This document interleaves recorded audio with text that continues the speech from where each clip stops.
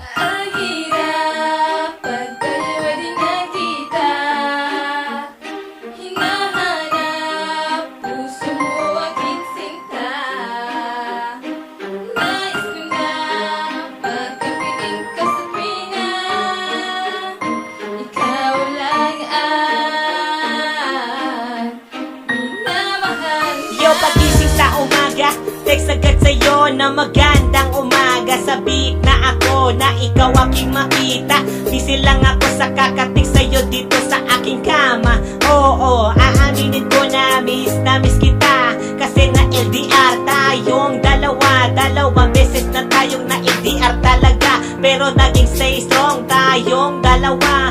Wala makakasira sa ating pagmamahalan pa kapag tayong dalawa ay pinagsama na. Maraming araw na tayo ay laging masaya. Hawak-hawak ko lagi ang iyong mga kamay. Iingatan at alagaan ka ng tunay. Sa puso kong ito, ikaw ang nagmahal ng tunay. Kahit na malayo tayong dalawa ay nagmahalan pa rin ng habang buhay. Ang hirap pag tayo ay di nakita. Hinahanap puso mo aking sinta. Nais ko na pagkapiling ka sa pina. Ikaw lang ang minamahal na. Dalawang beses na tayong napa-long distance relationship o kaya LDR.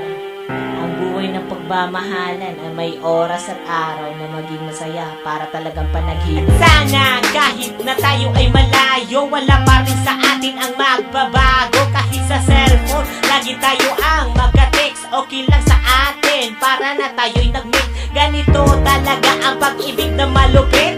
Ang puso namin dalawa ay sobra ng dikit.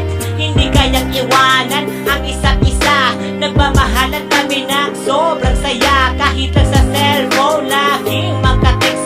Nandyan pa naman ang kulitan namin sa text. Talagang baga ganun ang pag-ibig ay malupit.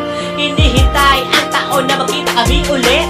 Ang hirap pag tayo ay di nakita. Hinahanap puso mo aking sinta. Nais ko na pagkapiling ka sa pina. Ikaw lang ang minamahal na. Ang hirap pag tayo ay di nakita. Hinahanap puso mo aking sinta. Nais ko na pagkapiling ka sa pina. Ikaw lang ang minamahal na. Para sa lahat na nagmamahal, kahit may problema, dapat kayanin. O kaya kahit malayo sa isa't isa, hindi dapat magbago.